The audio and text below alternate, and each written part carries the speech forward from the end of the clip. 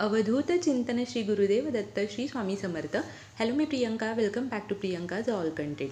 आजच्या व्हिडिओमध्ये मी तुम्हाला सांगणार आहे की खूप शिकलेल्या महिलासुद्धा आपल्या घरकामांसाठी, घरातल्या जबाबदाऱ्यांसाठी नंतर नोकरी करत नाहीत, पण त्यांना किती अपमान सहन करावा लागतो त्यावरती आज एक खूप छान उत्तर मी तुम्हाला सांगणार आहे.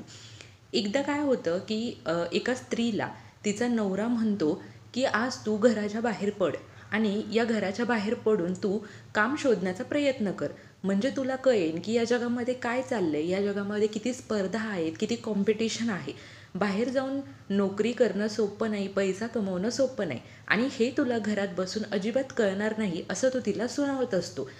तो तिला म्हणतो की तू फक्त घरात बसून पैसे उडवते, पण जेव्हा बाहेर जाऊन तुला नोकरी शोधावी लागेल, काम करावं लागेल, पैसे कमवावे लागतील, तेव्हा तुला कळेल की बाहेर जाऊन जो माणूस नोकरी करतो त्याचं खरे हाल काय आहेत, असं तो त्याच्या बायकोला सुनावत असतो.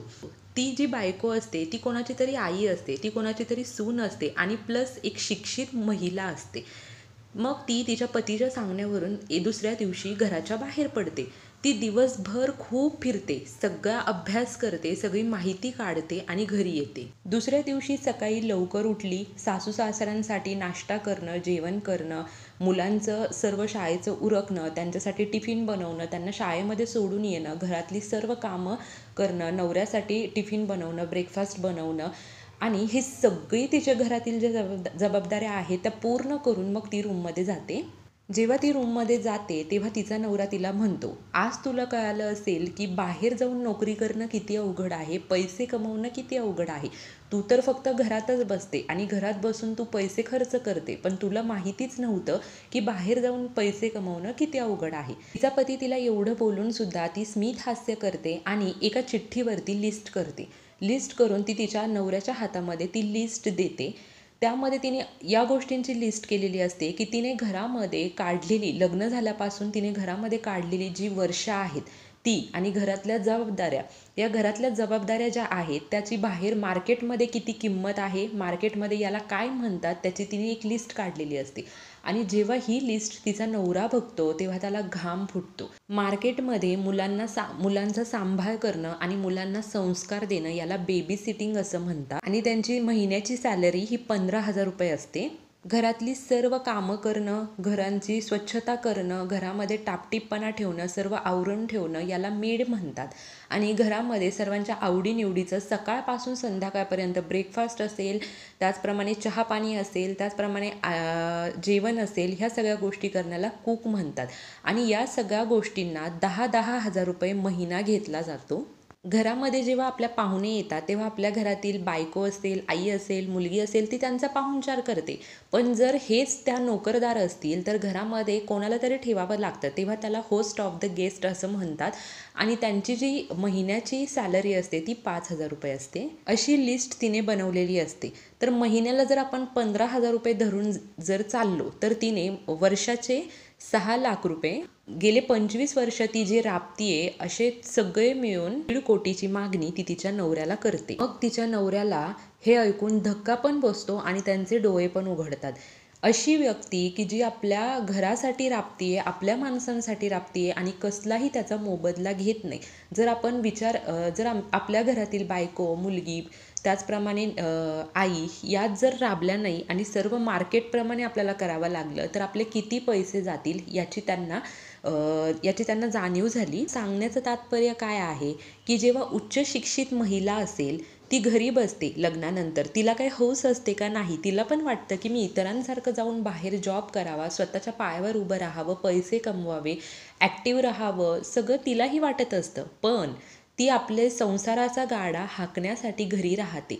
तिला असं वाटतं की आज जर आपण बाहेर जाऊन नोकरी करत असू तर आपल्या मुलांचं जे भवितव्य आहे, भविष्य आहे, ते अंधारात जाईल. कारण जर नोकरीनिमित्त ती स्त्री जर घराच्या बाहेर पडली तर तिच्या मुलांकडे कोण पाहणार, तिच्या सासू सासऱ्यांचं कोण करणार, घराची जबाबदारी कोण घेणार, असा तिचा विचार असतो. आत्ताचं जग जे आहे ते खूप पुढे गेलेलं आहे. महिला जॉब करतायत, महिला घरातलं सर्व काही हँडल करून बाहेरही काम करतात, म्हणजे त्या घरातही करतात, बाहेरही करतात, आणि त्यांना माझ्याकडून तर खरंच हॅट्स ऑफ आहे. एक आई आपल्या मुलांसाठी जो त्याग करते ना, तो त्याग सर्वांना दिसला पाहिजे.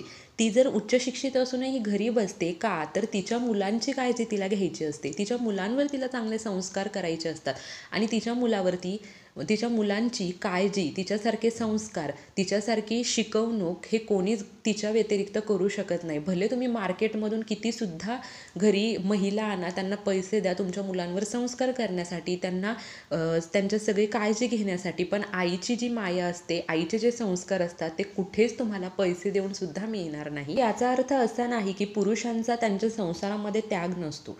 पुरुषांचा त्याग असतो आणि त्यांचा त्याग दिसला पण जातो आणि वाहवा पण त्यांची समाजामध्ये केली जाते की अरे तो किती काय काय करतो त्याच्या संपूर्ण कुटुंबासाठी, त्याने किती त्याग केलेले आहेत अशा प्रकारे. पण महिलांचा जो त्याग आहे तो दिसतो, पण पुरुष प्रधान संस्कृतीमध्ये त्याच्याकडे दुर्लक्ष केलं जातं, त्या गोष्टी दाबल्या जातात. म्हणजे महिला घरी उच्च शिक्षित असून जर बसली तर तिला सगळे फक्त काय म्हणतात की तू एवढी शिकलेली आहे पण तू फक्त घरीच बसते, तू नोकरी करत नाही, तू त्या घरातल्या गोष्टींमध्येच गुरफटून केलेली आहे. पण ती घरामध्ये का आहे या गोष्टींचा, किंवा तिने आपलं उच्च शिक्षण असूनही नोकरी केलेली नाही, स्वतःच्या पायावर उभं राहिलं नाही, आपलं करिअर तिने केलं नाही, मग ते का? तर तिने ही सर्व मोठी जी गोष्ट आहे ती तिच्या संसारासाठी, तिच्या मुलांसाठी, पतीसाठी, सासू सासऱ्यांसाठी तिने या गोष्टींचा त्याग केलेला आहे. पण हाच त्याग पुरुष प्रधान संस्कृतीमध्ये पाहिला तर जातो, पण त्याच्याकडे दुर्लक्ष केलं जातं. संसारामध्ये पुरुष आणि महिला या दोघांचंही समसमान असा त्याग असतो, पण महिलेच्या त्यागाकडे लक्ष दिलं जात नाही. आणि बघा, घरामध्ये जी स्त्री उच्च शिक्षित असूनही घराकडे लक्ष देण्यासाठी तिने आपलं सगळं करिअर डावपेचाला लावते, त्या स्त्रीची कधीच कदर केली जात नाही. पण या उलट जी स्त्री नोकरी करून घर सांभाळते तिची कदर केली जाते. पण हे चुकीचं आहे. ती नोकरी करून आपलं घरही सांभाळते, संसार सांभाळते, तिला तर हॅट्स ऑफ आहेच, पण सगळे तिचं कौतुकही गात असतात आणि तिला एक वेगळाच मानसन्मानही दिला जातो. पण जी स्त्री उच्च शिक्षित असूनही नोकरी करत नाही, तिने तिचं करिअर स्पॉईल करून ती फक्त संसाराकडे लक्ष देते, तिलासुद्धा तुम्ही डावलू नका, तिच्याकडे दुर्लक्ष करू नका. अहो, जर ही स्त्री तुमच्या घरासाठी राबली नाही तर तुमचं घर किती अव्यवस्थित होईल. तुमची घरातली कामं कोण करणार, तुमच्या सासू सासऱ्यांना कोण सांभाळणार, त्याचप्रमाणे मुलांचं सर्व कोण करणार, पतीचं सर्व कोण पाहणार. ती घरामध्ये बसून आहे म्हणजे फक्त बसून नसते, तर ती सकाळपासून संध्याकाळपर्यंत आपल्या संसारासाठी राबत असते आणि तिचा सर्वात मोठा मोलाचा वाटा असतो. फक्त या गोष्टींकडे लक्ष देण्याची गरज आहे. तर हा व्हिडिओ मी यासाठी बनवलेला आहे की आजही उच्च शिक्षित महिला असतील ज्या की शिकूनही आपल्या संसारासाठी करिअरचा त्याग करतात, पण त्यांना खूप अपमान सहन करावा लागतो. शेवटच्या श्वासापर्यंत त्यांना अपमान सहन करावा लागतं, कंपॅरिझन केलं जातं, त्यांचं मानसन्मान केला जात नाही, त्यांच्याकडे दुर्लक्ष केलं जातं, त्यांचं इतरांशी कंपॅरिझन केलं जातं. पण ती तुमच्या संसारासाठी काय करते या गोष्टींकडे तुम्ही नक्की लक्ष द्या आणि नक्की या व्हिडिओचा विचार करा. हा व्हिडिओ सर्वांसोबत शेअर करा आणि तुम्हाला व्हिडिओ आवडला असेल तर नक्कीच लाईक, शेअर, कमेंट नक्की करा. थँक्यू.